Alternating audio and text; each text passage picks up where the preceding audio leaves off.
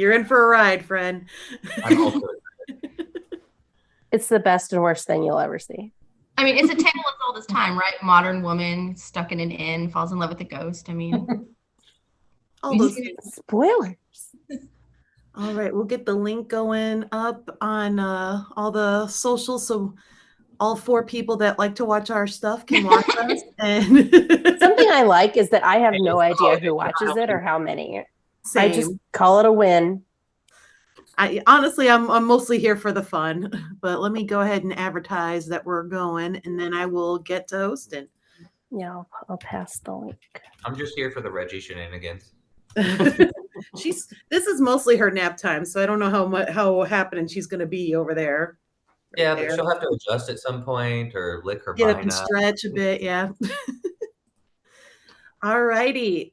Hello, world. It is us, the Not Ready for Quarantine players, and we are here for a special matinee performance of The Spirit of Christmas, a Hallmark script, so you know it's going to be amazing.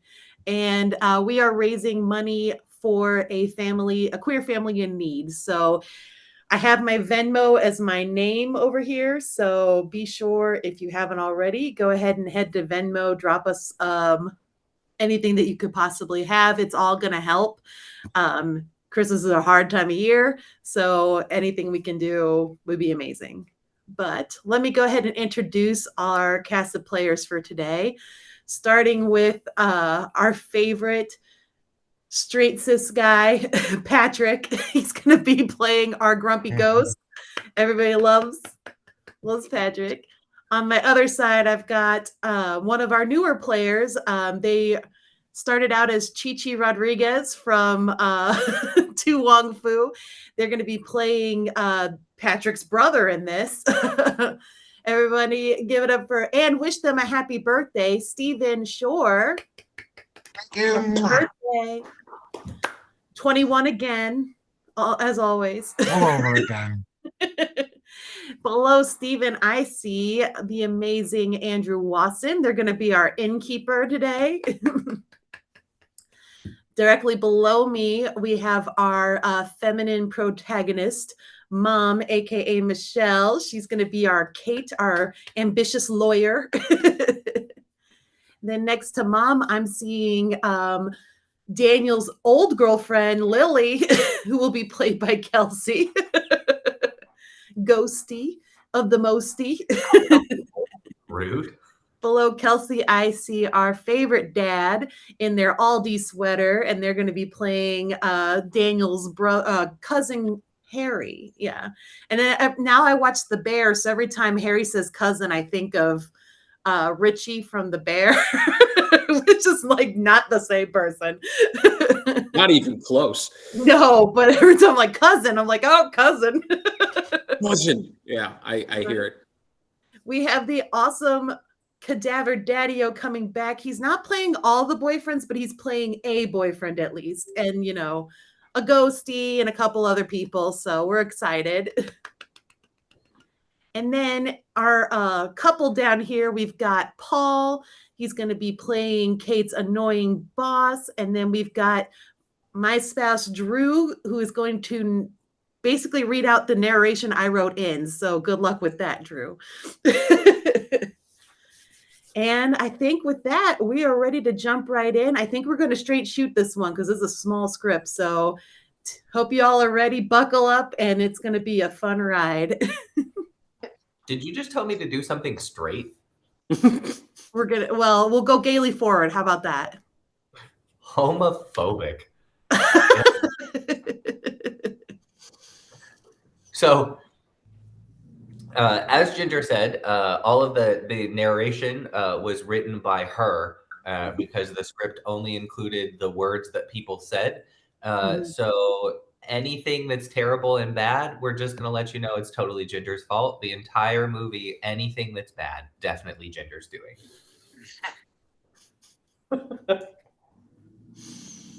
All right.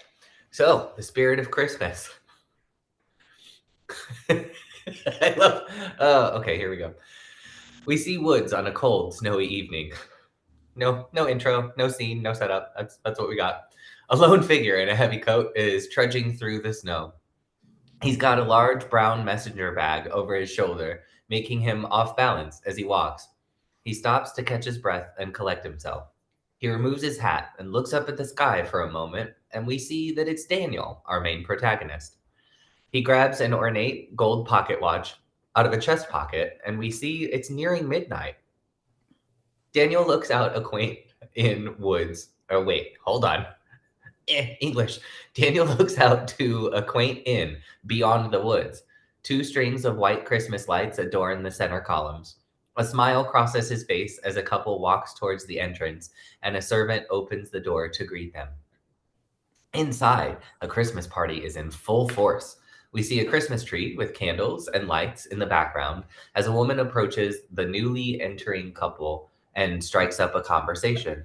Lily, a young, beautiful woman in an ornate red gown, walks towards the forefront, looking upset. She grabs a fur shawl hanging off of a chair, and we see that she's followed by a handsome man in a nice suit. Lily. In the background, the party guests are gathered around a piano singing the 12 Days of Christmas. He looks exasperated as he follows Lily, spelled differently than the other Lily, out of view. Back outside to Daniel in the snow, he watches as the door to the inn opens and sees Lily. As she comes out of the porch with Charles. A look of concern washes over him as he watches Lily and Charles embrace.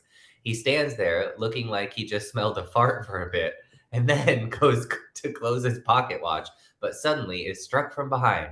We see him fall to the snow, gasping for air and consciousness. We fade to black. It is now daylight, and we see one of those creepy looking angel statues from Doctor Who covered in several inches of snow. The credits roll on B footage of Christmas ornaments against a snowy town. We start to see more of a cute little town in modern times. So many creepy angel statues all over this town. Don't blink, bitches. We're now in modern times, in the evening, and at a diner dressed up to look like a nice restaurant. We see a couple sitting opposite each other at a two-top with glasses of both red and white wine and well into a dinner.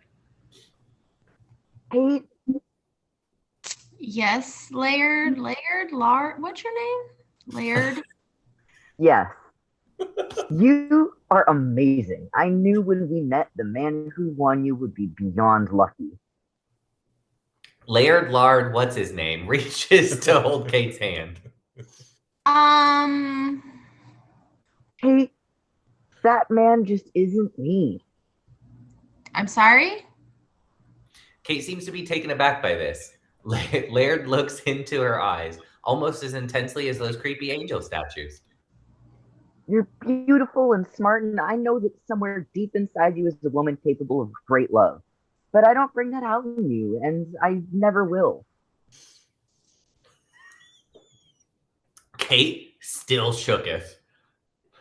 Are you breaking up with me? Yes. A huge sigh of relief. Thank God. What? Kate takes a surprisingly large gulp of her white wine. I thought you were proposing.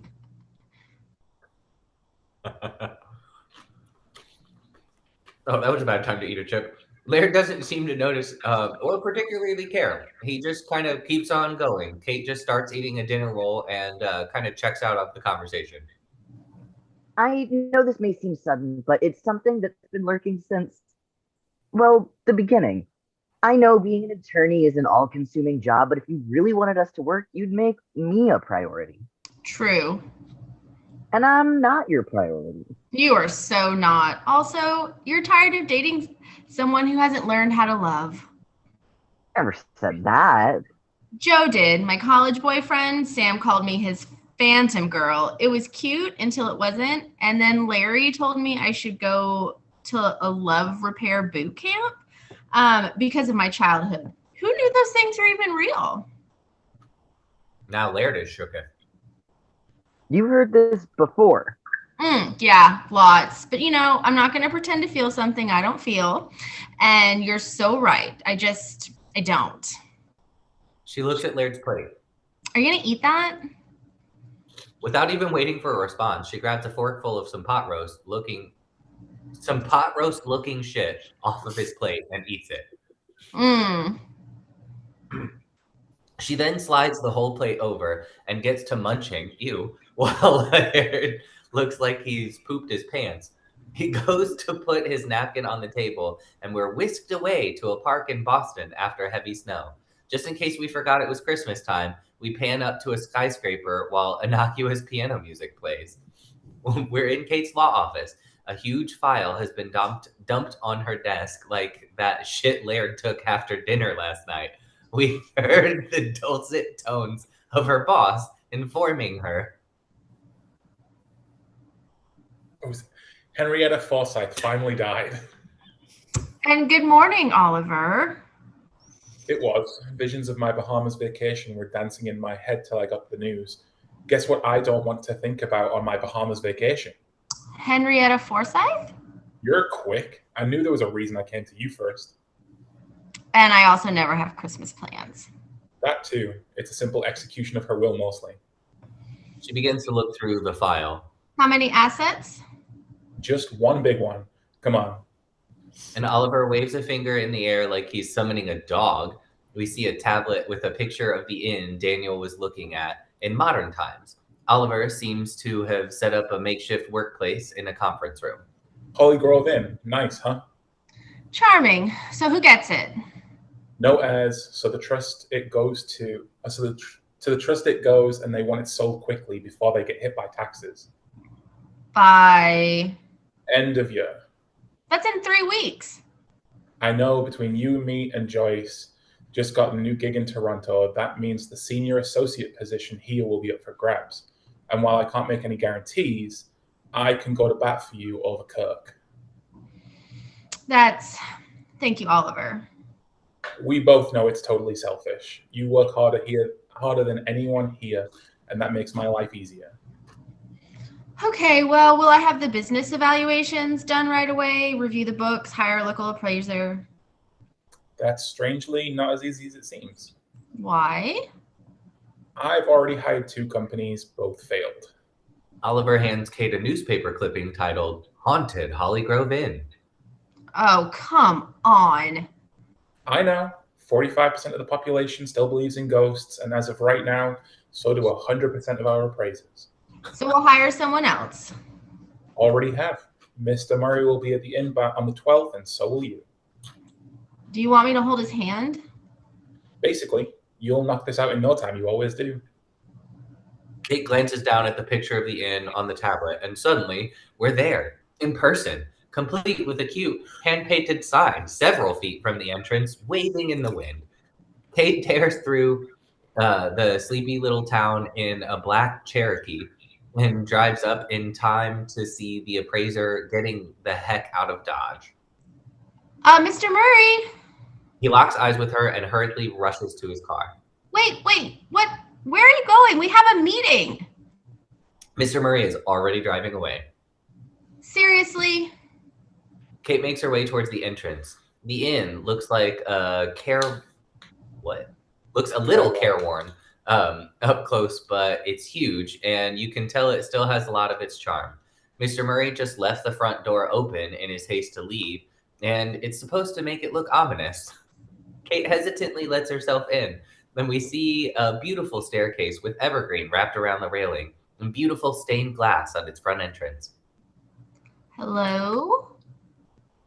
We see Kate looking around for signs of anyone there. She enters a formal sitting room with a small fireplace that has old framed photos on the mantle. She picks up a photo of Daniel looking like a Sears catalog model. All of a sudden, we see a man walk into the frame behind her and scare the shit out of her. May I help you? And clutches Daniel's photo. Oh, hi. I'm sorry, but the door was open. It isn't actually. I'm in the middle of closing the inn for the holidays. Closing? Isn't it high season for a place like this? Why would you be closing now? Rafferty walks up to her and gently takes Daniel's photo out of her hands. Tradition. I'm Walter Rafferty. I take it you're Miss Jordan? Kate, with Patton and Turner. I'm here for the property appraisal. Yes, Mr. Murray arrived early. Left early, too. What happened? It was probably the ghost. The ghost. Usually is when they leave like that, though Daniel's never harmed anyone. Every once in a while, he does assert himself. Daniel. You're on a first-name basis with this ghost? Oh, when you've worked here as long as I have. Kate tries to play it off how utterly foolish this sounds as Rafferty puts the picture back on the mantle. Daniel Jacob Forsyth. He once owned this inn many years ago. The inn is of the utmost importance to him. Now, I'm sorry your trip has been a waste of time. Oh, no, I'm not done. I just got here. There has to be some appraiser somewhere who's not going to let a silly ghost story scare them off. We hear a bump from the floor above. Sorry, Daniel. And where will you stay until then? Well, this is an inn, so I kind of figured I would stay here. Impossible. As I said, we're closed until December 26th. The staff's already gone, and I'll be leaving within the hour. Well, as executor of the estate, I have a set of keys, so not impossible. Inadvisable. Because of the ghost? Because I don't scare easily. I'll be leaving soon. You will be alone. I'm a big girl, Mr. Rafferty. Besides, it's only for one night, and I'll lock up the place when I leave. But you know what? You're more than welcome to stay with me if that would make you feel better. Not remotely. I'll be gone as I always am by December 13th. Why December 13th? Tradition. It's probably a Friday, too. She gives him a confused look, but he's not offering any more info, so he walks off and leaves Kate in the sitting room. She's drawn back to the picture of Daniel. Later, we watch Kate as she creepily stares at Rafferty making his way to his truck. He turns and looks up at the inn for a moment before getting in the truck and leaving Kate in her bedroom, where a ginormous king-size bed is already made up for her. We cut to Kate's boss, Oliver, speaking to Kate on speakerphone as he's clearly getting ready to leave his office at the end of the day. So your appraiser was a bust? You're kidding. No, he was sprinting to his car when I got here. So what's your plan now? When I get home to Boston, I'll hire one of the appraisers we've used before, so they're not caught up in the myth of this place. We cut to Kate as she sees a framed newspaper article on one of the walls. Daniel Forsyth, missing, feared dead, with the same Sears catalog picture of Daniel colorized next to it. You staying there tonight? Have you seen anything spooky yet? Don't start. I almost wish I wasn't flying tonight so I could get the update, see if you survive. You'll get the update when you get back from the Bahamas, and I can guarantee you there won't be any ghosts. Good night, Oliver.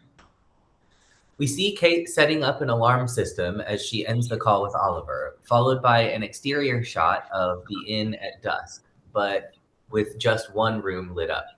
Kate is sitting in the bed reading a book. She's very quickly gets tired and starts cartoonishly blinking and having a hard time holding up her head. She nods off, but is awoken by the grandfather clock. I guess we're supposed to believe it's midnight. Kate puts the book down, lays down properly, and turns out the light. We see a different clock tell us that it's midnight, and the obnoxious 12 tones are still going off. This clock happens to be near a picture of, you guessed it, Daniel. We cut to the door opening and some black boots stepping inside. A male appearing person is disarming the house alarm. Cut to Kate in bed, seeming to be scared awake by the sounds of footsteps approaching her room. She turns on the lamp next to the bed, knocking her phone over in the process. Oh, no.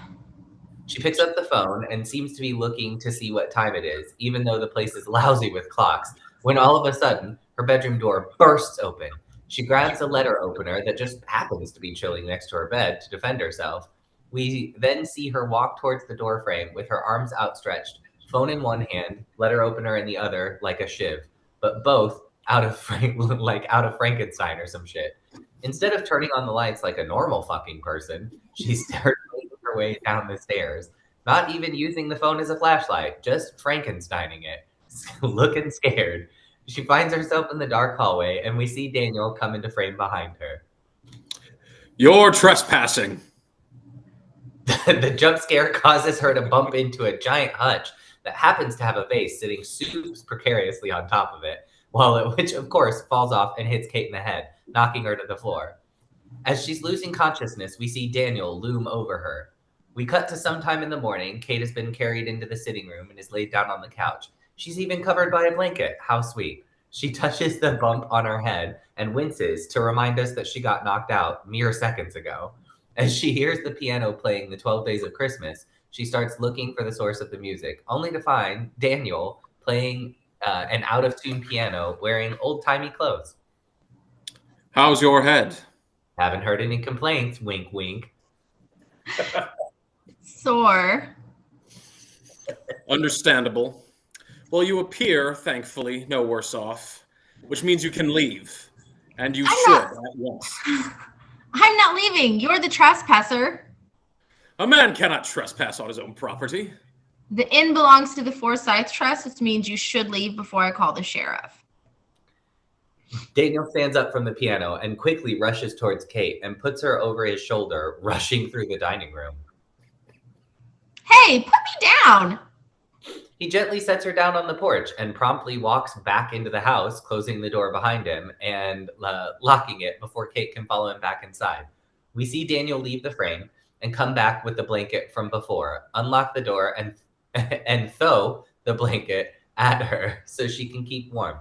She must have also had her phone because we see her later wrapped in the blanket as a police car drives up and Sheriff Bell approaches. Thank you for coming, Sheriff. No problem. We see them now in the foyer. So he was here when you got up? Yes, but I think he got in last night because I saw someone before I got knocked out. He hit you? Oh, no. Just a vase fell on my head. You okay? Yeah, I'm fine. I'll be better once he gets out of here, though. Okay, well, why don't you stay down here and I'll take a look around. Okay, thanks. We watch the sheriff go up the stairs in search of Daniel. Sometime later, we see him toddling down the stairs, looking a little put out that she made him go look for somebody who's clearly not there. He was here, I swear. Well, he's probably some drifter who came in out of the cold and hightailed it out back when he saw me. I mean, I'll check around the area, though.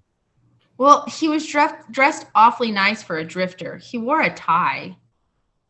Well, some do. You might want to use the alarm system. What? I did. I said it last night, I think. He gives her one of those condescending, sure, Jan looks. It's later in the day, and we see Kate walk up to the alarm system and turn it back on. She touches her head and winces again, just in case we had forgotten she hit her head. She bolts into her bedroom. And this time locks her bedroom door shut. She goes into her bathroom and locks that door too. We see her pantomiming putting blush on with a makeup brush, and then do one quick brush of her hair that was already brushed. I guess so we keep the illusion going that girls never have to take a shit. She just comes out of the bathroom magically ready to find Daniel standing next to her bed with a total RBF. This is my inn. I have all the keys. I have no wish to harm you. I merely want my solitude, which requires your departure. Kate grabs her phone. It was sitting on the nightstand and rushes back into the bathroom, locking the door behind her. Daniel rolls his eyes. He leaves the room in a huff. We then see Kate listening intently at the bathroom door. We get a knock, the door opens, and we find the condescending sheriff again, who gives her a look like, really, bitch? Again? I activated the alarm. It just didn't go off, which means he was inside when you left. Well, I searched everywhere again.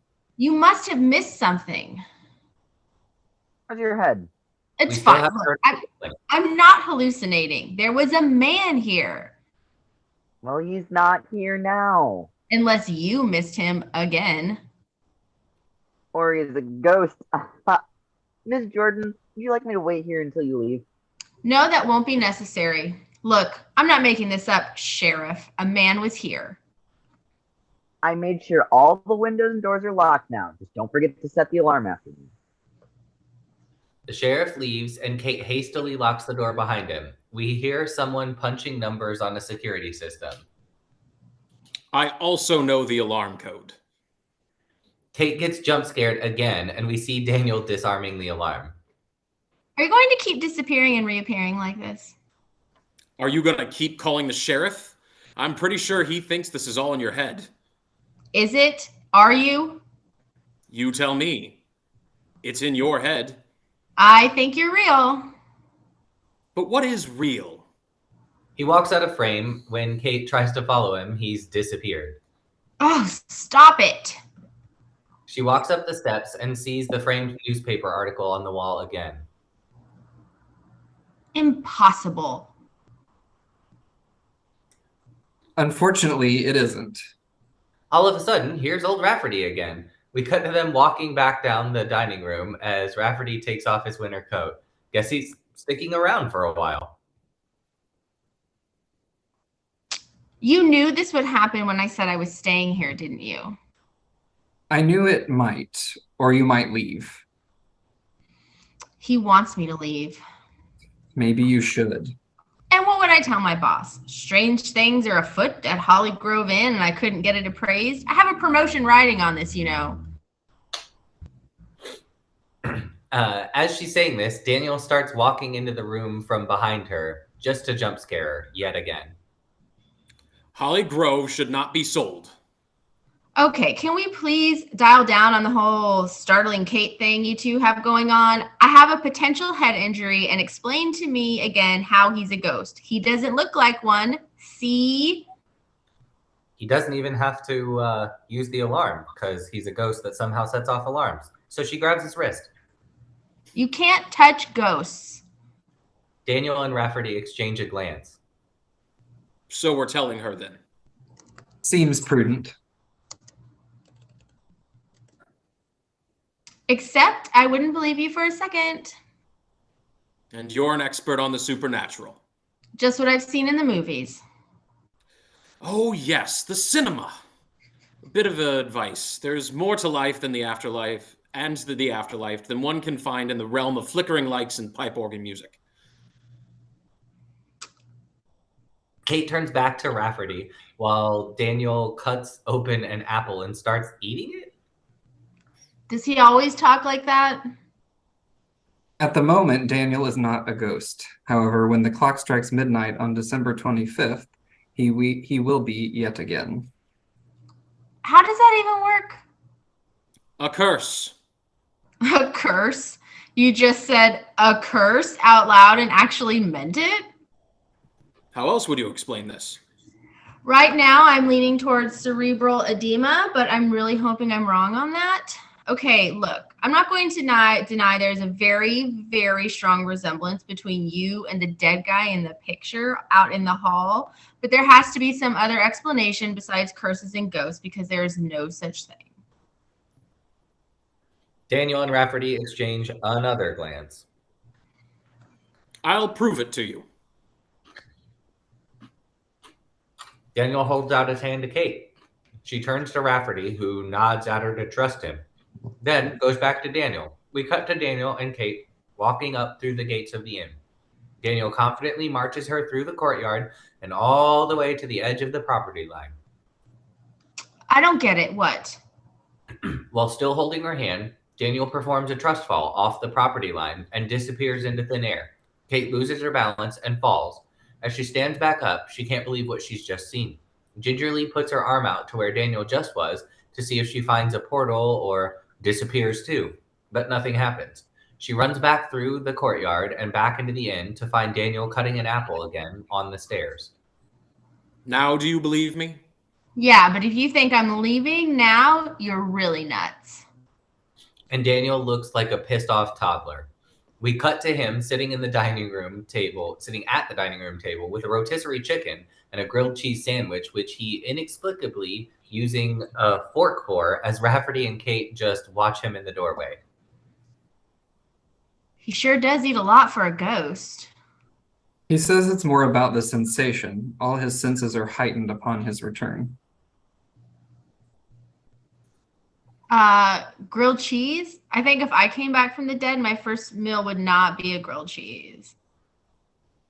I can hear you. Maybe a chicken vindaloo. Hey, did they have chicken vindaloo when you were here? Daniel gets up, picks up his food, and walks to a different chair at the same fucking table. Alive, I mean, what? Is he always this cranky when he comes back? I wouldn't know. Other than our first encounter many years ago, our interactions are rare and brief. Yeah, he doesn't seem chatty. I can still hear you. Rafferty points towards the outside, and he and Kate put on their coats to go for a walk to give Daniel some privacy. Look, I'm no expert on curses, but this one seems weird. He's a ghost except for 2 weeks. Why? Did he insult a witch? There are no nutcakes. Oh, right, because that would be crazy. Daniel doesn't know the reason behind his situation, only that he came back 95 years ago for 12 days and has done the same each year ever since. And he can't leave here? He's restricted by the inn's property line. Obviously. Clearly. But there's too many rules for this to be random, right? There has to be a purpose behind it. Agreed, but I don't have enough information and Daniel isn't very forthcoming. Why? Doesn't he want to find out? I mean, if it were me, I'd spend all of my free time eating surprise nut cake, researching until I found out why this was happening to me, and then maybe then I could break the curse. She looks like when House figures out a mystery illness, and we cut back to the inn with Daniel. No. Why? Because there's no point. I want you out of here, both of you.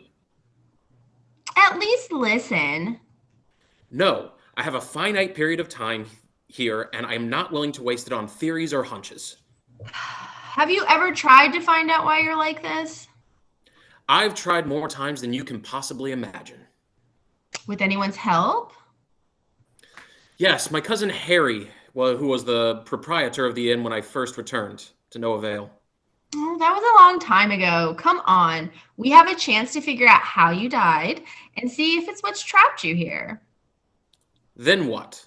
Then I think you'll cross over, go into the light, whatever. You think? I don't know. How could I possibly fucking know? But trying is worth both of our interests. Look, I need to get this evaluated, and having you here makes that impossible. And don't you want to move on? More than you know. We cut to later in the day. Daniel's in the sitting room as Kate paces behind him, and Rafferty serves tea. Daniel, things are different now. Miss Jordan's presence proves that.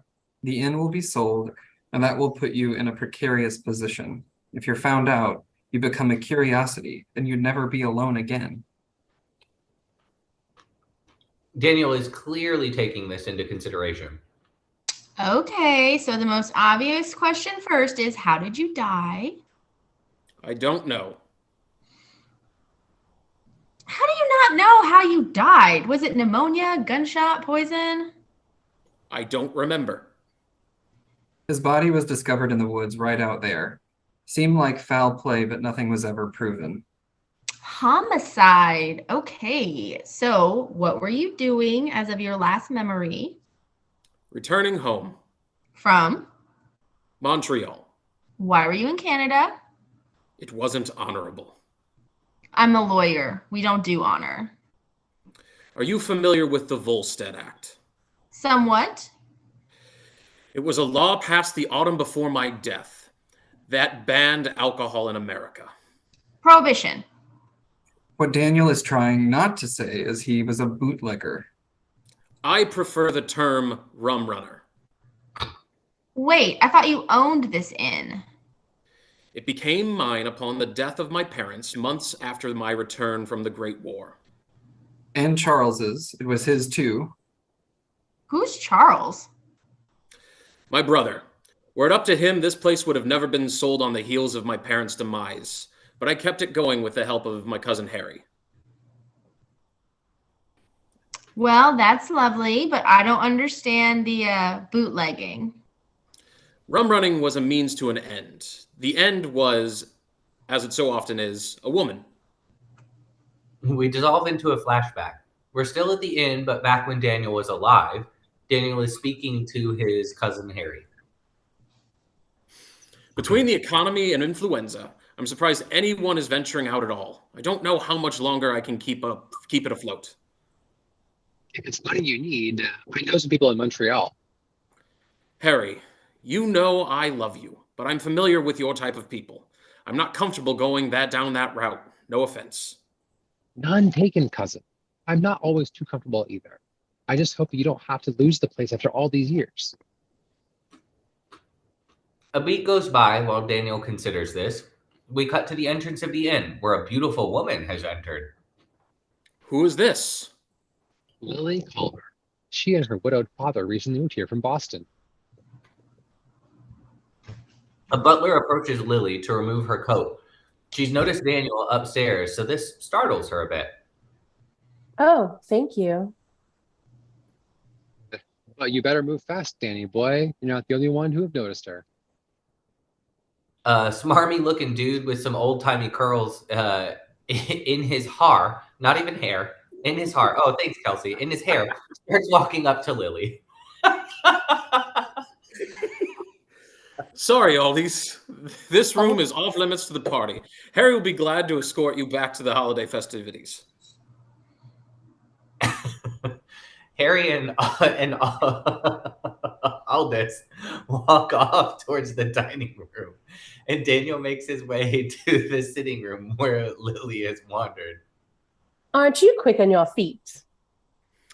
Only when there's a lady in distress. Otherwise, I'm a total blunderer.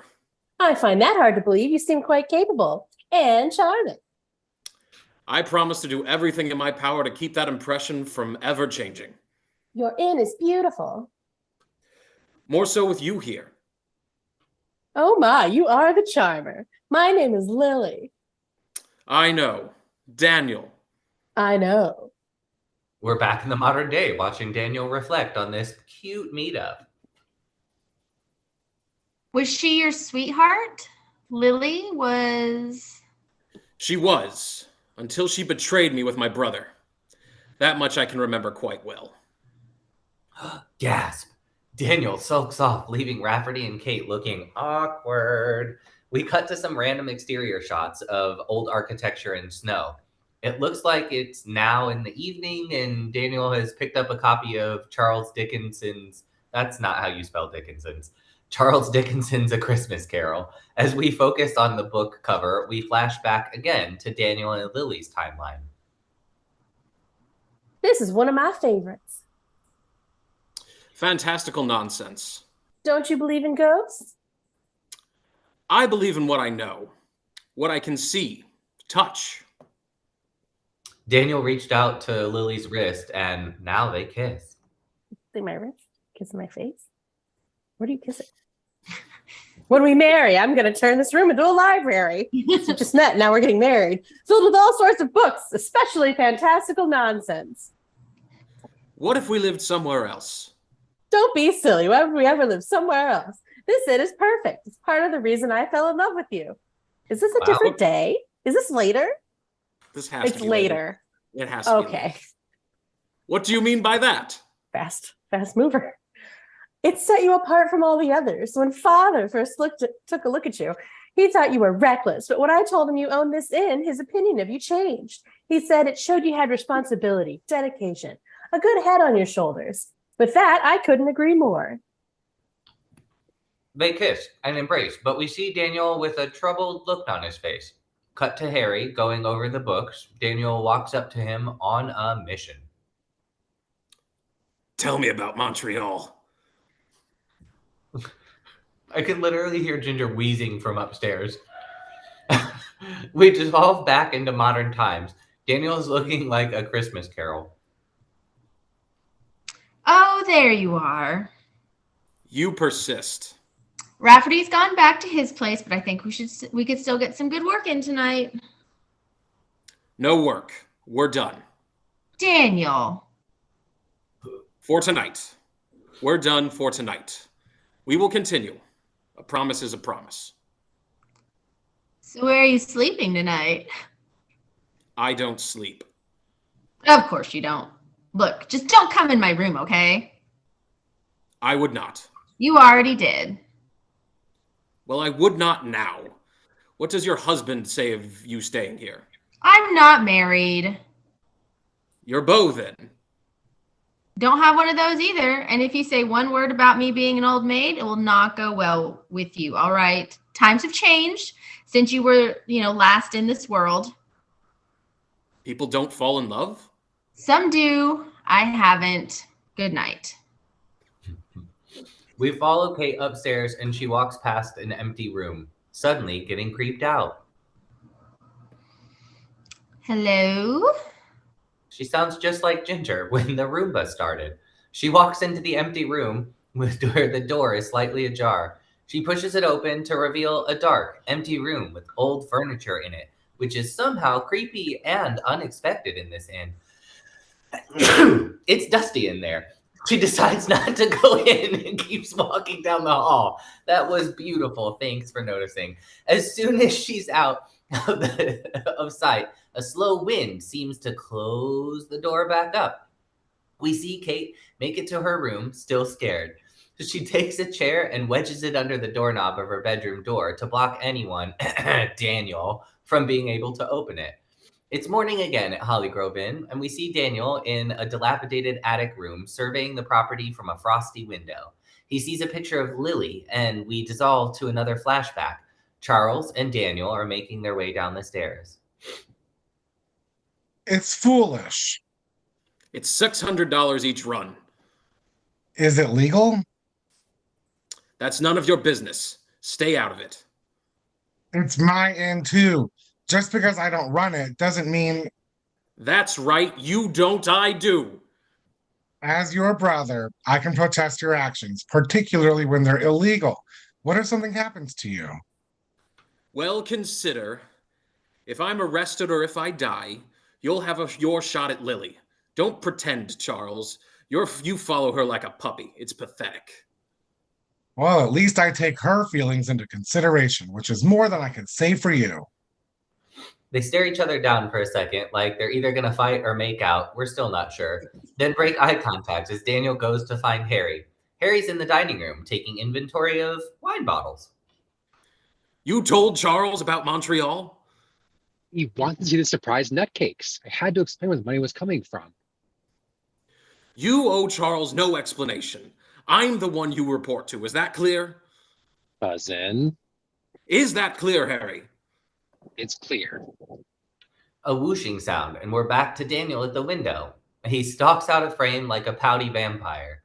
We cut to Kate reading a book called The Haunted Inns of New England on her Kindle. The Holly Grove Inn is chapter 3. Her bathroom door swings open unexpectedly, but we see nothing in there. Daniel? No answer, so Kate gets dressed and starts making her way downstairs. But here's a thump from the attic, so of course she decides to investigate. She barges in the door to see a shirtless Daniel in his makeshift bedroom using an ancient iron on his button-down shirt. Good morning, Kate. As she just invites herself in to a half-naked man, she looks around a bit and finds a picture of Daniel and Lily. Daniel's dressed up just like that Sears catalog picture, and guess he only took a couple of pictures that one day. Lily? She's pretty, I guess.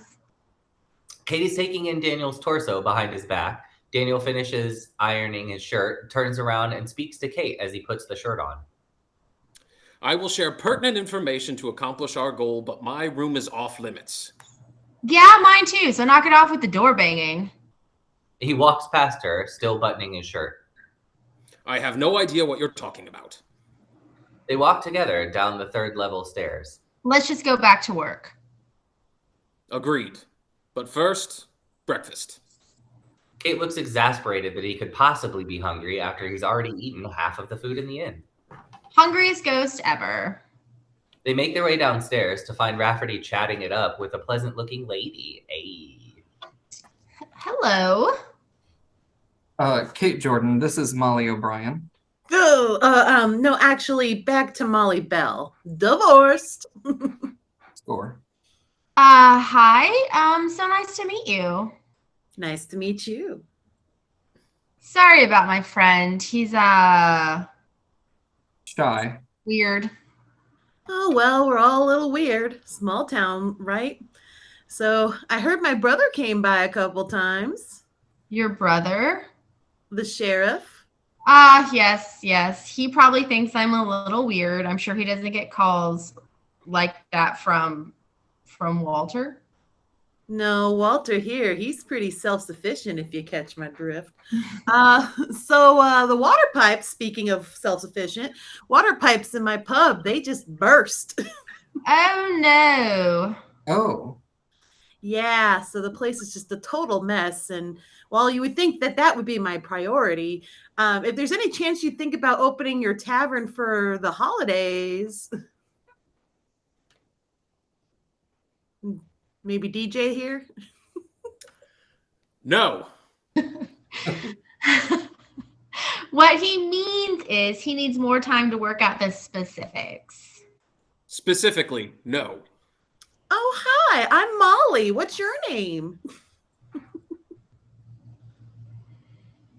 Maybe the narrator has something to say about that? The narrator was swallowing a chip, okay? Calm it down, bitch. Swallowing your Kate, Maxie, and Daniel awkwardly look at one another, trying to figure out what they could say. DJ. It is absolutely not DJ. A ridiculous name if I've ever heard such a thing. I'm sorry. Could you excuse us for like just a moment? Kate hustles Daniel into the sitting room while Rafferty keeps talking to Molly. What is wrong with you? Do you want her to know who you really are? I want her to leave.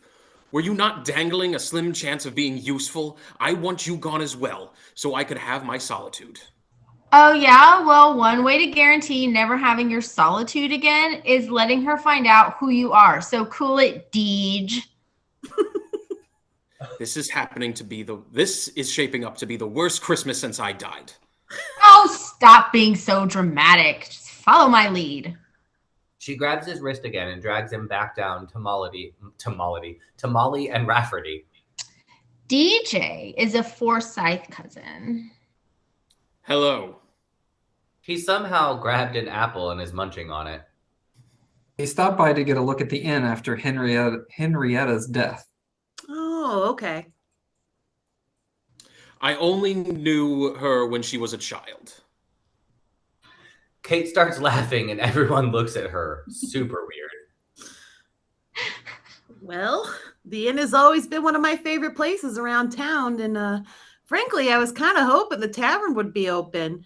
I mean, my pub is going to be down for at least a week, and I would love to just send folks here. Oh, I wish we could help out, but the staff's on holiday. Well, I could bring my people. I have a great bartender. Daniel starts laughing. What? Well, I find that hard to believe. Well, have you ever been to my pub?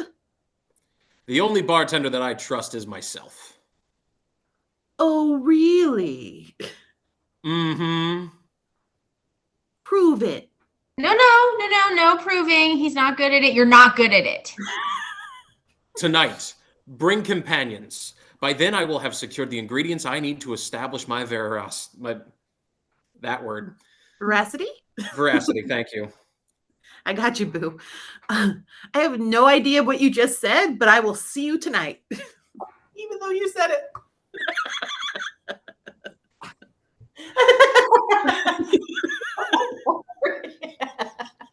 She holds out her hand to shake Daniel's, and he looks like he has a shit stain on it. Shake. There you go.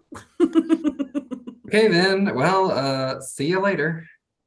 Rafferty walks Molly out, leaving Kate and Daniel in the tavern. A challenge from a lady. Even after death, there are firsts. What about your solitude? Well, your presence has negated much hope that I've had for that. While I may be deceased, I will not allow my honor to be questioned without retort. It's a principle. The bar is in deplorable conditions. Where's the Fernet Brancata? Kate grabs a pen and a cocktail napkin and starts writing something down. What are you doing? Making a shopping list. If you're going to do this, you're going to do it right. Cut to the tavern in the evening. We see Daniel's hand pouring pink liquid out of a mason jar into a martini glass. Oh, yes. Try this. Molly sips it. Mm-hmm. Now that is a hanky-panky. It is indeed. Taught to me by Cooley herself, the summer I spent in Savoy. You're hilarious. So do you know the surprise nut cake? Is that similar to the straight sling? Well, let's find out. Kate has been observing the conversation, but gets a call on her phone and walks somewhere quiet to take the call. It's just taking longer. It's a property appraisal. You should have handled this by now, and it's not exactly like we had a lot of time to begin with. Oliver is wearing a tropical shirt and sitting on a wicker. Wicker what? We don't know, but a wicker, and sipping a drink with an umbrella in it, so clearly he's in the Bahamas. This whole ghost thing is causing more problems than I anticipated. You know, it was funny at first, but now it's tedious. Tell me about it. Are you at a party? No, kind of. What? Hello? Get the property appraised and get back to Boston, Kate. Quickly. We have now learned that the wicker thing he's sitting on is a Santa sleigh. So Oliver hangs up and Kate downs her martini in exasperation. Downstairs, the douche canoe sheriff is talking to Rafferty. I said, what are your intentions about my sister? She likes you. I mean, don't worry if you don't like her then. That's fine, but don't lead her on, okay? I haven't, and I do like her. Why don't you ask her out? I mean, you're both adults, you're both single, it's not that complicated. Meanwhile, Molly and Daniel are both behind the bar. Molly is sampling more of the drinks. You need a Christmas tree. Why? Because it's Christmas? There used to be a tree in the front room every year. I thought you'd never been here before. Kate must have overheard and comes up to the bar with a save. Rafferty mentioned it earlier. I have always found this inn to be so romantic. You know, ghosts and tragedies and scandalous marriages. I mean, people gossip about it even today. Scandalous marriages? Whose? Charles Forsythe and Lily. They married only a month after her fiance Daniel died. You've heard of Daniel Forsythe? A little bit. Well, nobody believed the marriage was real. The baby came way too soon. Folks said it was Daniel's. Kate is shooketh. Daniel looks emo. There was a baby? Only lived a couple hours, though. And Lily, she passed days later in this inn. It is so sad. Bum, bum, bum. Daniel sulks off. What's got him so bent out of shape? We find Daniel pacing in the sitting room with some whiskey, and Kate walks up. Why did you storm off like that? Are you really that insensitive? We were getting good information. About my life. My life. Not some gossip to be chatted about over drinks. Oh, I know. To you, this must feel like some story from long ago to dredge up. But it's not. It's real. And I'm real, and it certainly doesn't feel like that long ago to me. And to answer your question, which I'm sure is coming, no, I do not know about Lily's fate or the baby's. Harry didn't tell you? He told me of their marriage, but I forbade him from telling me more, precisely for this reason. Well, it sounds like it wasn't even a real marriage. My brother's feelings for Lily were real. Yeah, but she loved you though, right? I don't know. She was furious with me the last time I left. Charles told her about the rum running. Whoosh! We're back in the inn in Daniel's timeline. It's daytime, and Lily and Daniel are out in the courtyard. How could you even consider this? The money will help me. Means nothing if you're a disgrace, or jail, or worse. Charles blows the dangers out of proportion. No, I am the one who doesn't want you to go through with this. I am. Lily. Promise me you won't go along with Harry's scheme. Promise me you'll be here to share surprise nutcake with me for Christmas. You're making too much of this. Just promise me. I promise. Lily walks away, and Daniel seems shocked at his own words. We hear another whoosh, and we're back with Kate and Daniel. You lied to her. I was protecting her. Yeah, keep telling yourself that. That is unfair. You know what's unfair is lying to people. She probably hated you for it, and I know I would. And maybe she killed you. You crossed a line, Miss Jordan. Yeah, well, at least I'm not a jerk who lies to his pregnant fiance, gets himself killed, and then leaves her to die in a maybe loveless marriage.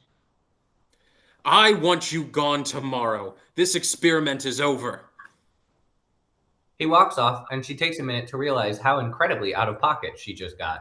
We cut to later in the evening, and it looks like Molly and her friends have left. We see Rafferty cleaning up after the party. For some reason, I'm saying, hey, stranger. I messed up. I'm sure it'll blow over. I don't know. I just lost control. I haven't been thinking about this as real as someone's life. As real as someone's life. It's just Daniel seems so alive. He is alive, just not in the traditional sense. It's not the easiest concept to wrap one's head around. No, it is not. Kate chuckles slightly. I wonder what he was like when he was alive. Was he just as stubborn? I mean, I don't know how Lily put up with him. I don't blame her for choosing Charles, even though Charles is a dick. Rafferty chuckles, not slightly. Well, as I've said, he is alive, but I'm sensing a little bit of jealousy. Absolutely not. It doesn't matter. What the fuck ever. He told me to leave. He didn't mean it. He did. I always do this. I am a self-sabotager. Therapy speak. Thank you. Kate, it has been quite a while since Daniel's had the pleasure of a fight with a beautiful woman. Toxic. Don't give up on him. We cut to the foyer and away from all of this masculine toxic bullshit, and Daniel is coming in from outside. He walks up to the piano and plays a few out-of-key notes. He glances down the hallway, and we see Lily wearing a red gown she wore for the fateful Christmas Eve of Daniel's death. She's looking at him, giggling, and walks out of frame. Daniel follows, but when he looks in the sitting room, she's disappeared. He looks as if he's just seen a ghost. Cut to the next day, and we see Kate in her black Cherokee with a Christmas tree tied to the roof. She drives up to the inn entrance, and we hear her phone ringing. It's a call from Oliver. She impressively manages to hit ignore with gloves on. She enters the inn and searches for her favorite ghost. Daniel? She makes her way up the stairs. Daniel? Not on the second floor, but that door from the other night whooshes open on its own. This time she walks in. The door slams behind her, which of course scares the shit out of her. She tries to open the door from the inside, but can't. Daniel? This isn't funny. She tries to open a window, but it's jammed shut. Stupid old inn. She looks over at the ornate lamp that seems to be shaking just a little bit. You know, like Jurassic Park when the dinosaurs are getting close. All of a sudden, she looks back at the bathroom door, and it's slightly open. It's just light enough for us to see a dark figure standing there. Go away. Kate screams, and Daniel bursts into the room. Are you all right? You didn't have to do that. Do what? Scare me like that. Like, I get it. You want me out of here. I didn't. I heard your scream, and I came at once. Kinky. Kate looks back at the bathroom, and the dark figure is gone. It wasn't you? No. What about the opening and slamming of the doors in my bedroom? No. The voices in the bathroom? Were not me, I swear. Come on, Kate. Let's go downstairs. I don't want to be in this house anymore. We cut to Kate in her winter gear, speeding out of the inn. Daniel is hurrying behind her. There's a second ghost. I can't get you to move on. How am I supposed to get rid of a second one? Well, it's extraordinary. You've never noticed? We like bumped into each other when haunting? I've had memories that seem real. Well, maybe they were. Maybe they were other ghosts. I'd like to think I know the difference. Oh, God. As if this Christmas couldn't get any weirder. Look, I know I told you to leave. Yeah, you did. But I think you should stay. Really? Well, clearly, there's more to my mystery than I knew.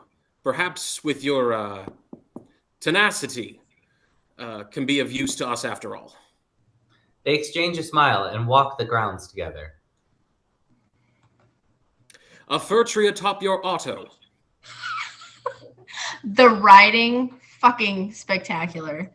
Yeah, it's a Christmas tree. I figured you hadn't had one in a while, and look, I just want to apologize for what I said. Look, I crossed the line, okay? I'm sorry. Thank you. Shall we set up the tree? Daniel walks to the car to take the tree in, and we see Kate beam with relief. We cut to the Christmas tree inside, and Daniel is placing a gold ornament on the branch. A branch. So what's it like, when you're not how you are now? Like a nightmare that goes on forever. I want to wake, but I can't. So for 12 days, why 12 days? Why Christmas? I don't know. I haven't had an actual Christmas in 95 years. It used to be my favorite time of year. I'd almost forgotten. Christmas was my mom's favorite time of year, too. I always made a point of getting a tree as a reminder, even if it's just me. Well, it's always just me. I find that hard to believe. Oh, believe. Then the men of your time must be very foolish. They stare at each other very awkwardly. The Kate breaks her eye contact to keep decorating. What? Tell me. After all, I've been more than forthcoming with you. Oh, it's not them. I mean, I want to be in love, like really in love, like for real. But I just don't think I know how. It's not a trait to be learned. I'm not sure about that. My parents got divorced when I was young, and long story short, I think I'm some sort of collateral damage. Kate, I've only known you for a short while now, under unique circumstances, but I feel quite confident that you have a wonderful capacity for love. Well, thank you. And for that, you get to hang the angel on the tree. He goes to do so, and she looks like her basement has flooded. They stand there to admire the tree together, which has at least doubled in size since it was on her Jeep.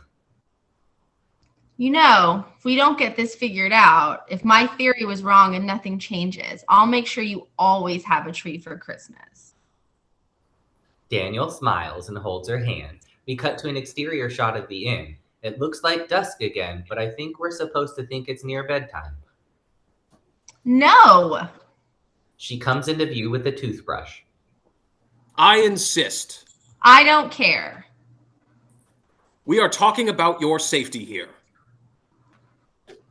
I've slept alone in this room for a few days now, and nothing scary or too scary has happened. Circumstances have changed. We now know of other presences that are here. I will be in this chair, in this corner, if anything untoward happens. You don't sleep. I will not hover over your bed if that's what your concern. If that's your concern. In fact, here. He takes the chair and faces it towards the hallway, the back towards the bed. Your privacy is assured. Good night, Kate. She goes to bed in a huff, but you can tell she's secretly thrilled he's in there. I'm sorry the trust wants to share your in. Any chance you could buy it? I don't make enough money for that. I wish I could. I wish you could too. Meow. With that, she turns off the lamp and settles in. We cut to several shots of the inn, calm and serene in the evening, then back to Daniel reading a book. Daniel. We see Daniel get up and cautiously search around the second floor. Kate tosses and turns in her bed. Oh, Daniel. He doesn't see anything and decides to resume his post protecting Kate. Before he does, though, he takes a moment to tuck her in while she sleeps. So much for not hovering. We cut to an exterior shot of the Holly Grove Inn, the same one they used when Kate tried to meet the appraiser. Kate wakes up and sees that Daniel has left the chair. As she's waking up, she peers around and finds Daniel standing by the window with his book, looking out at the property. She looks fresh, not even any bedhead. Because I was on top. How did you not sleep? Uneventfully. He looks out the window to see Rafferty driving up. We cut to Rafferty pulling pancakes out of a warmer and serving them. Kate is chopping vegetables and herbs up, and Daniel seems to be cooking on the stove. Two? There are two fucking ghosts? Yeah. Any idea of who it could be? No. If anything scary ever happened, I always assumed it was, He looks down towards Daniel and glances up to see Rafferty indicating him. Understandable. Okay, so let's review. So, like, what we know and what we think we know. There are two ghosts. So smart. One unidentified and one making pancakes. There's a good chance the one making pancakes was murdered. I'm still hoping for a tragic fall. Oh, yeah, ever the optimist. But in case you're wrong, there are two suspects, Charles and Lily, although their motives are still unclear. You should also consider Conrad Labelle. Who? The gangster in Montreal that Harry and I did rum runs for until I quit. He was a nasty fellow. You quit? I was in over my head. Fine, 3 people then. Now, where were you as of your last memory? Oh, we cut to a flashback from Daniel's point of view. We see his feet trudging through the snow and hear his labored breathing. Suddenly, we're back in the kitchen. In the forest, beyond the manor. And who was with you? I was alone. How about Harry? I left him in Montreal with LaBelle's people so that I could make it back to Lily by Christmas Eve. I almost succeeded. I even saw her. Lily? We see a brief shot of Lily and Charles on the porch, and then we're back in the kitchen.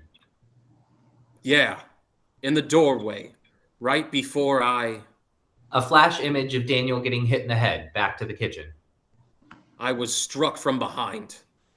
He puts his hand on the back of his own head like he's feeling for the impact. I never remembered that before. Unnerving. Who attended the dance? Why? Because whoever was there couldn't have hit you from behind. Then it couldn't have been Lily. Though who knows how angry she would have become had she found out why I was up in Montreal. Stop. Please don't kid yourself. She knew. Women always know stuff like that. She was probably cursing you the whole time. Wait, how long were you gone to Canada? A couple of weeks, maybe less. 2 days less? Perhaps. We left on the 13th. And you came back on the 24th? That's 12 days, Daniel. That's got to be significant. Yes, but how? I don't know. There's something there. Kate's phone starts ringing. It's Oliver, again. She sighs and runs to answer it. We cut to Oliver, clearly back in Boston and not happy about it. Now, immediately, at once. Got it? But Oliver... Vacation time's over. Kate. I'm not... Senator Martin died yesterday, and it's all hands on deck, including mine, which means definitely yours. Get back to Boston today. Got it? Got it. Good. We cut to Kate coming down the stairs with the tiniest suitcase ever and already in her coat. How she's packed a week's worth of sweaters in that thing is completely beyond me. She meets up with Rafferty at the bottom of the stairs. Hi. Hey, he's counting on you to return. I will, and we'll figure this out. That, Miss Jordan, has been my creepy hope since you first disregarded my warnings to leave. Sneaky. So sneaky. They share a chuckle, and Rafferty gets the door and her tiny suitcase for her. We cut to the courtyard, and we're zoomed in on Daniel's hands. He's holding his pocket watch out to Kate. It belongs to my father. His name's inscribed on the inside. It won't open, not since I've returned. It might very well disappear as soon as you pass through the property line, but I'd still like for you to have it. Daniel. That way you won't forget me. Impossible. Nothing's impossible. I'm proof. I will be back before Christmas, I promise. They both kind of start to move in to kiss, but halt part way, give a little chuckle, and then Kate turns to her Jeep. They exchange one last knowing look at each other before Kate drives away. Kate watches him in the rear view as she drives, and he stands there until the car disappears from view. He swallows hard and makes his way back inside, and we see Kate get emotional in the car as she's driving away. The watch stays with her even after she leaves the property. A quick shot of a skyscraper lets us know that we're back in Boston. Kate is working at a computer as Oliver approaches. So all the time, and you didn't accomplish the one thing that I asked? Well, I've been working with a ghost. Daniel is his name, by the way, to try and figure out why he hasn't crossed over to the other side, and in hopes that once he actually did, I can bring the appraisers and we could just sell the darn thing. Just say you were skiing. There's nice skiing there. I think my cat's locked in my closet. Hold on. Sid's checking. I wasn't skiing, damn it. That's a shame. Live a little, but not until after you get the inn appraised. I'll get it appraised. Better. We're back at the inn with Rafferty and Daniel in the tavern. One of them is pouring some whiskey into an empty glass, and we see that they're in the middle of a chess game. The name Molly is appearing on your special device. It's a cell phone, and I'll call her back. The modern woman's forward nature, when it comes to courtship, leaves me both off-put and deeply envious. It's friendship, not courtship. She's probably calling about the Christmas Eve dance.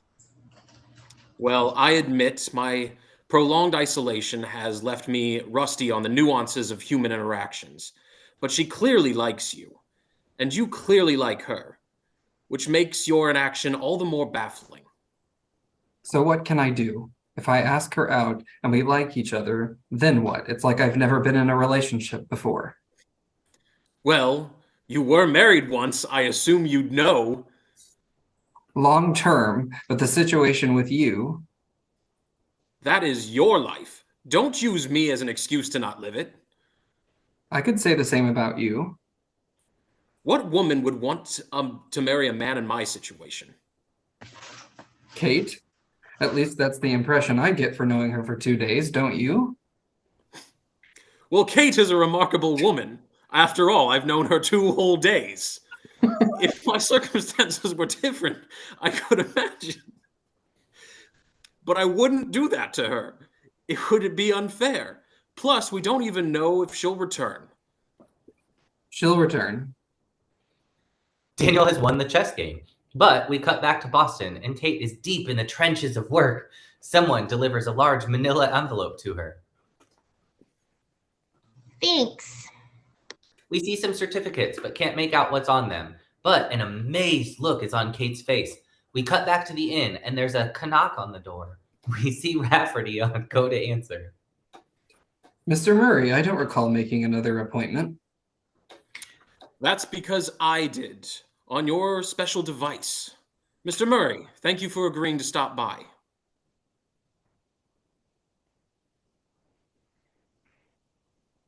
Mr. Muty! Let's start in the basement. Please come in. Rafferty gives Daniel a bemused look, but we cut back to Boston, and Oliver is rushing to find Kate. Kate, the appraiser just sent word. He's completed the walkthrough of Holly Grove Inn. Good job. Which means there's a little over a week to sell the place. You'll need to work on this exclusively 24/7. What about Christmas? What about it? Oh, I was planning on going back to the end. Your work there is done. But The trust is counting on us, and I'm counting on you. And you need to be here for the Christmas Eve party. I'll be announcing your promotion. You deserve it. Priorities, Kate. Cut to the same exterior shots of the inn in the snow in the daytime that we've seen 756 times. There's a thermometer shot to show us that it's in the single digits.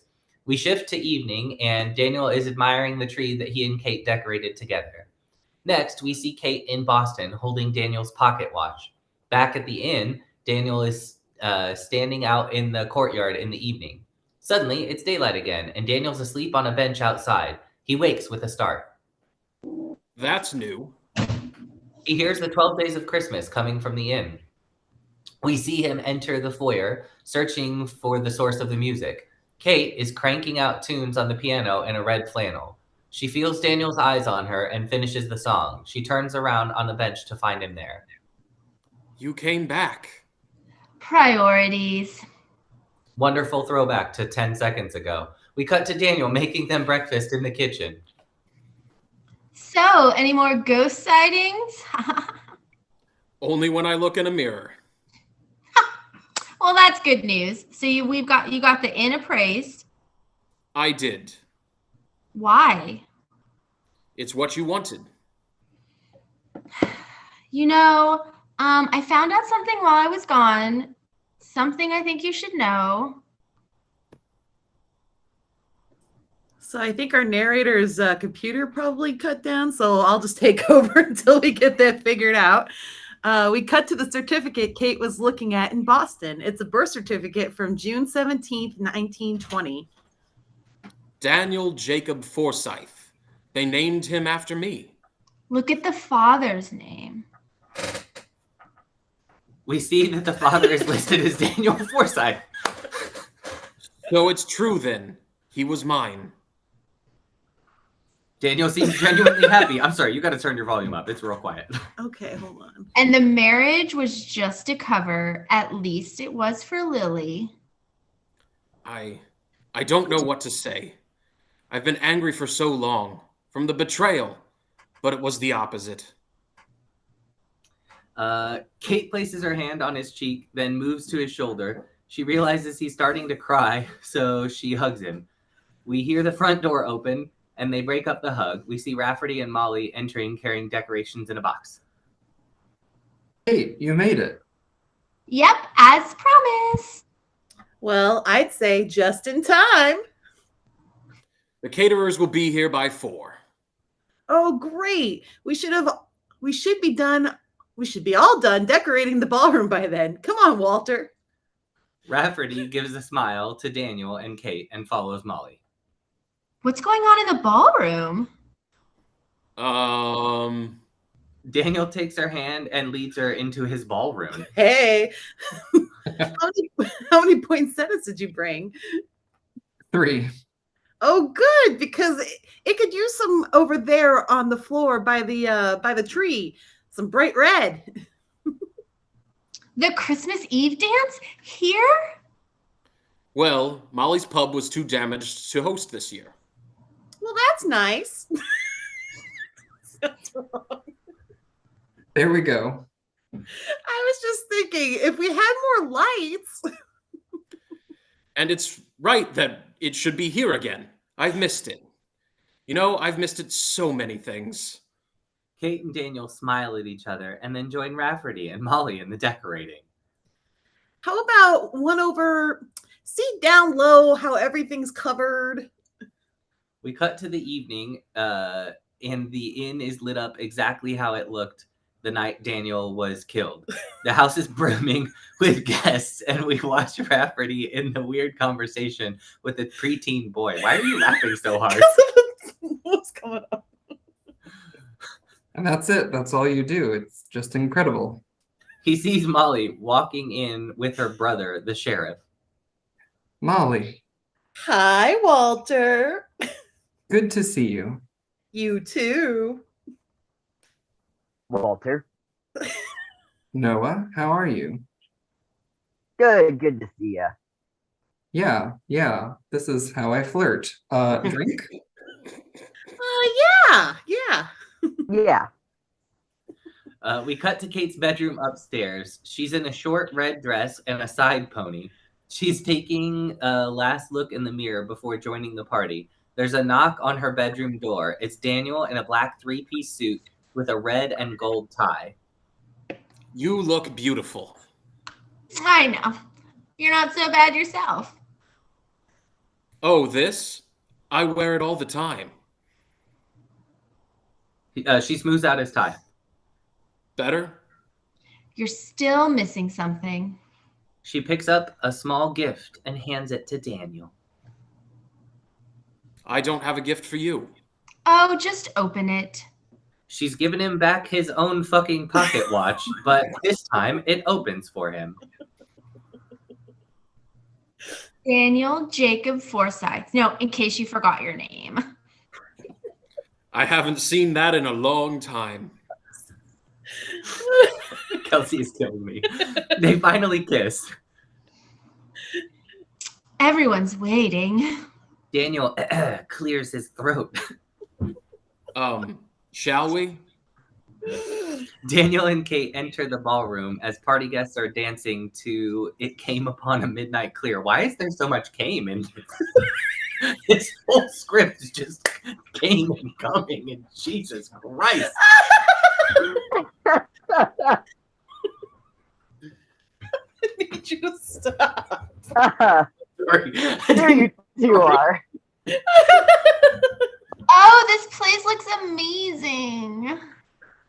As good as my time. A brief awkwardness as he realizes what he just said in front of the fucking sheriff. Where's Molly? She's over there. We see Molly trying to teach an awkward-looking dude how to waltz. That's not how you waltz, babe. Daniel looks over to Kate, and they start to dance. Oh my God, stop doing that. Whoever buys the inn, make sure there's a clause that they have to host this dance every year. I'm sorry. We need more time. We have the evening. No, I mean, we needed more time. We failed. We didn't fail, Kate. Not at all. I'm among the living again, and that's thanks to you. It moves to slow motion as they gaze into each other's eyes.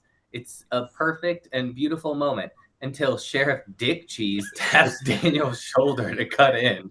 Kate begrudgingly turns to dance with him. Daniel finds his way over to his friend Rafferty, who's standing by the Christmas tree watching Molly. It appears the woman you were not courting the other day is being courted by others. Thanks for the update, you fucking asshole. Walter, you're the one who tells me that things are different now. One way or another, you and I will both have to move on. Well, right here in this moment, it's time to try. Rafferty lets out a sigh because he hates his fucking name, Walter. I prefer Walt. Screw tradition. He walks up to Molly and her dance partner. Excuse me, Luke. Get the fuck out of here. Thank you. Molly, may I? What took you so long? Daniel stands by the tree and watches Kate and Sheriff Asshat dance. There's a lot of sheriffs in this. He's smiling when all of a sudden we see a black satin gloved hand hold Daniel's. We pan back out and Daniel is still by himself, but he looks down as if he felt the hand grab his. All of a sudden we see Lily amongst the party guests, the look of concern on her face. Daniel watches as Charles walks up to her. Nearly midnight. I told you, Lily, a leopard cannot change its spots. Men are not leopards, Charles. Lily walks right up to Daniel as if she sees him, but clearly she doesn't. She walks out of the frame, leaving Daniel in shock. He follows her, and Kate notices him leaving the ballroom. She cut to the identical scene of Lily grabbing her shawl at the beginning of the movie, and Charles chases her. Lily. Except this time, Daniel is standing on the porch, waiting for Lily to appear. She and Charles come out on the porch, clearly not noticing or seeing Daniel. He promised me he'd be here by Christmas Eve. Get some time. Promise is only as good as the character of the man who makes it. I believe in him. Do you hear that song, Lily? 12 days. That's how long he's been with Harry, breaking the law. That's how long he's lied to you. That's how long he's put himself before you, before everyone, as he always does. Yeah, 12 fuck you, days Charles. is long enough for a man that have learned his lesson and repent his mistakes, but he's not here. He has not learned. He will never learn. He will learn. I know it. Daniel is receiving in Charles's words. He still watches silently. You ask for a miracle. And a miracle it will be. It's Christmas, Charles. What better time for a miracle? Charles grabs Lily in an embrace. Daniel stands there awkwardly for a moment, then realizes what time it is. We catch a brief yet more gory image of Daniel getting struck in the back of the head and falling in the snow. But in this next second, he's back in front of the Christmas tree at the party. Who? Who wasn't there? A brief image of Lily holding Daniel's hand. But when we pan out again, he's still on his own, considering that thought of Kate's. Conrad LaBelle. Kate's voice sounds Oh, I can hear them saying it. Kate's voice sounds corporeal. Thank you. As if she's only in his mind. Would he have done it himself? Daniel is answering her out loud at the party, though. No, he would have sent someone else. Someone who would have known my route. Daniel looks out into the party and we see Harry holding a blood-soaked rock. Because it was his route, too. And now we finally see the image of Harry bludgeoning Daniel. We're back at the party now. Oh. There we are. You know where you are? Sorry, I had to fix it. Sorry, I had to fix it. Oh, I moved it. Okay. Let's start with Harry bludgeoning Daniel. Gotta get my mouse on the right spot. Where is that?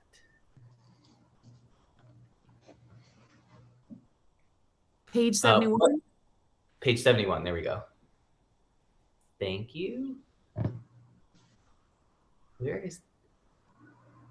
Oh, we're back at the party now. Harry looks up at the blood-soaked rock. Daniel, we see a brief image of Lily letting go of Daniel's hand. Kate is still dancing with the sheriff dump truck, but she sees Daniel clearly in distress. She turns to look at him, and what he's looking at, but she can't see Harry. Harry, however, seems to see Daniel just fine. He looks at him with regret in his eyes, turns, and walks through the ballroom wall. Daniel leaves the ballroom and starts up the stairs, Kate trailing behind. Harry. I know, Harry. I know. Kate catches up to him. Wait for me. Daniel, what's going on? It was Harry. He's the second ghost. He's the one, aren't you? Daniel asks this to the open air on the second floor. How did you know? I saw him. I saw Harry just now. He addresses her again. You had a rock in your hand, the one you used to kill me. But he was your cousin. Why would he? I had no choice. Oh, there's Harry. I hope that was end of the landing. You shouldn't have quit, Danny. They were afraid you'd tell. I wouldn't have. I know, but LaBelle, he didn't believe me. He told me I had to stop you or else you would. And then you go after my family, Henrietta. I couldn't risk it. She had just been born. She was my everything. I had to protect her. Why? Why is this happening? Why haven't you moved on? Where else would I go? I surprise nutcaked someone. He's afraid of judgment. And you should judge me for that. And as long as you stay here, I stay. You're my anchor. We see that Lily materialized out of thin air. You're the one who chases people away and makes sure he's not alone. You killed him and cursed him to this purgatory. As she's saying this, Daniel sees Lily. No, that's not true. I don't know why you're stuck here, Danny. I swear. Daniel is locked on Lily. No, I know. He's not why I'm here. It turns out it's not a curse after all. It's a miracle. Lily's miracle for me. If fear's what's keeping you here, Harry, then I forgive you. What? I've been angry for a long time. It did me no good. And who's to say I wouldn't be exactly where you are right now if I had not been given a chance to learn? I don't have a right to judge anyone, even you. No. After what I did, I kept you here. I kept me here. This is my doing. It turned out to be a blessing. It just took me a long time to realize that. He's looking at Kate when he says this. I'm sorry. I know. Don't be afraid. Have faith. Thank you. With that, Harry disappears, seeming to have crossed over. Daniel looks where Lily was, but she's gone too. We cut to the inn after the dance. All is quiet on the ground floor. Kate and Daniel are in the sitting room, standing. You know, I really thought that if we found out what happened, that you'd move on, but you're like still here. It was as good a theory as any. I'm sorry. I'm sorry that, well, I'm not sorry. Like, I don't even know, but we failed. The truth is, it would have broken my heart if you were gone. I've waited for this a long time, and I don't want you to move on. I want you here with me. I only have 12 days to offer. It's better than none because I'm super desperate, and I've had plenty of none.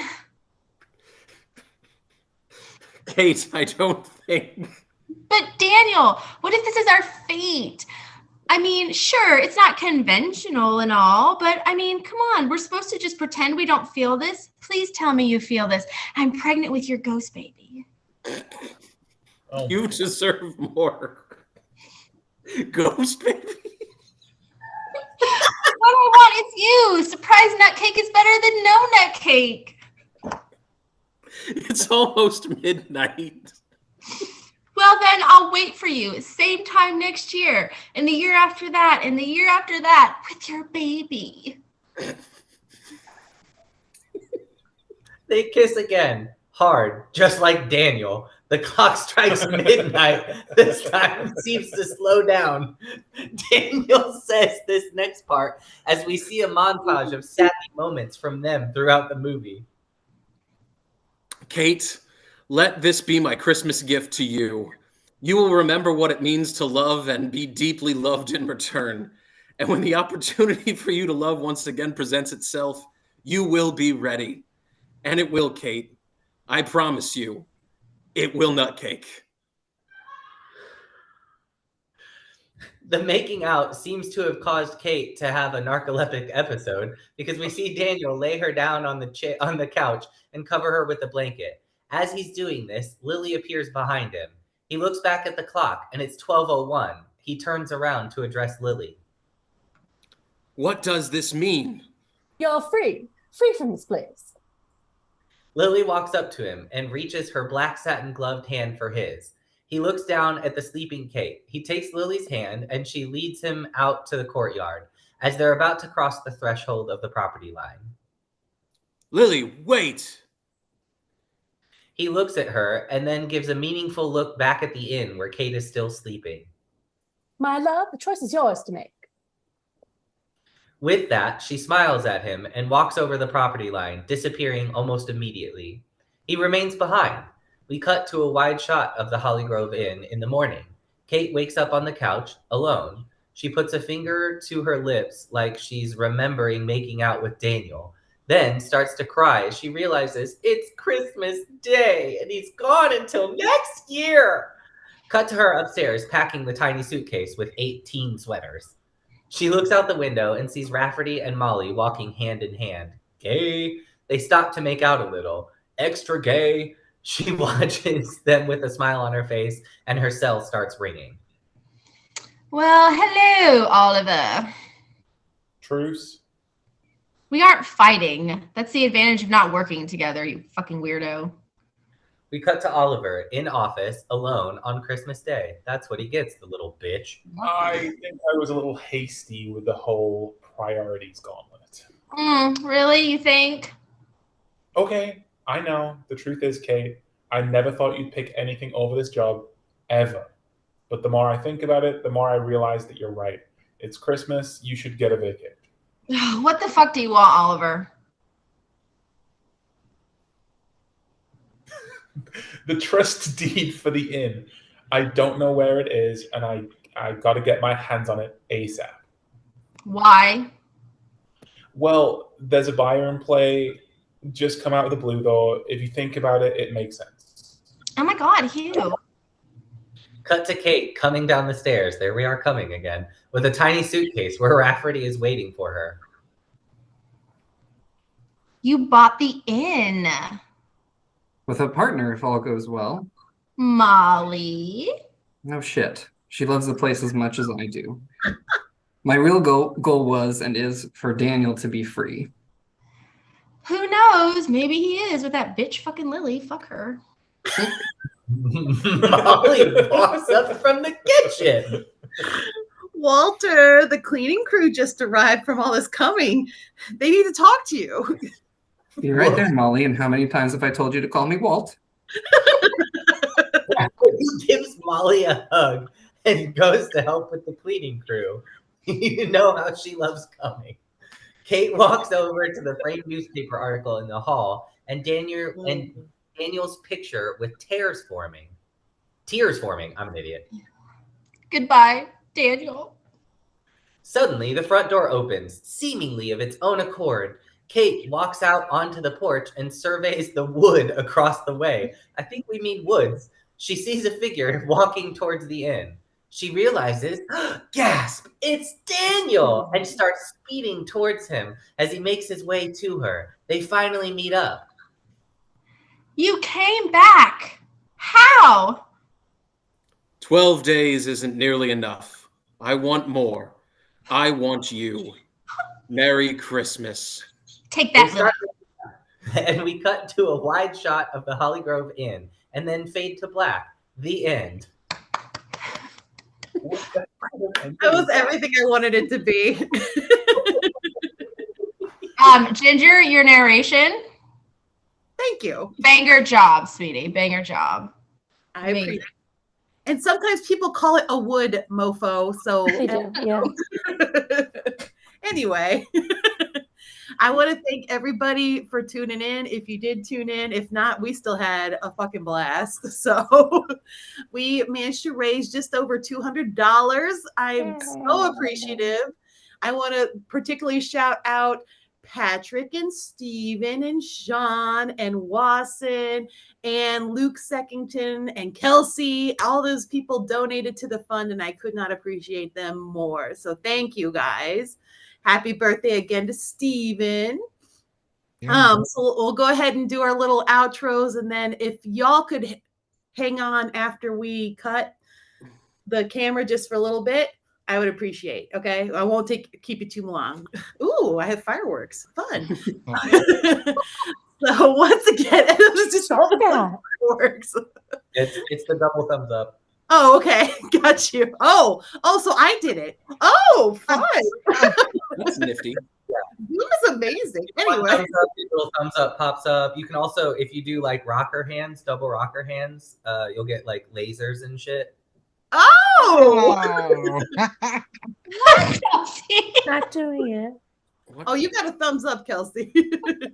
Oh yeah, no, it's a Mac thing. Oh. Oh, Oh. Next. Fucking Mac users. We got Oh, distracted. Because I'm constantly in business meetings, and it would be like lasers, and I'm like, fucking stop it! I'm trying to be serious. Anyway, let's thank Drew for the narration, even though they made fun of it a lot. I mean, what was there not to make fun of? I know. I mean, here's All the thing. time and effort and energy put into it.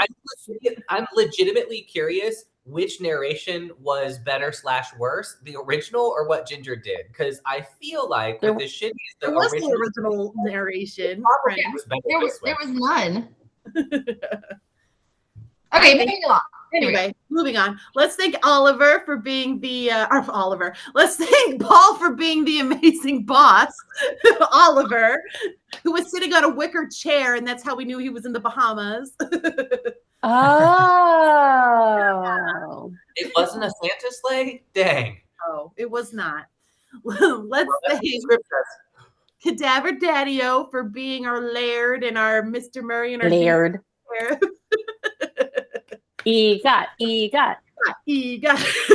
Slash Razzie for the Mr. Muty part only. Anyway, let's thank Sean / Dad for being that cousin that murdered people with a bloody rock. You're doing murder, just a casual Christmas experience. But only to save his kid, which makes you like ultimate dad. So we're That good. energy come through. Kelsey looking confused by that logic. Let's thank her for being Lily. Awesome. And for editing the script as we went along to crack all of us up. It was beautiful. It was I do my amazing. best. I loved it. Let's thank Wasson for punching up those lines amazingly and making it that much funnier. Well done, Rafferty, who's now my boyfriend, apparently. It's Walt. Walt. Sorry, Walt. Wally. Let's thank the birthday boy, Steven, and the cute cameo by Griffey. We love Griffey. We want to thank our ghosty, Daniel, aka Patrick, for being awesome and hilarious and just the best curmudgeon ghost ever. And let's thank Mom for being that ambitious lawyer, even wearing the red flannel. I loved it. And of course, I'm Ginger. I'm here. I'm mollied it up as much as I can. All right. Well, hopefully we'll probably be back probably more like February, I'm thinking. I think we need a little break after these back-to-backs, but we hope you all tune in next time and another year with the players. Woo! Thank you all.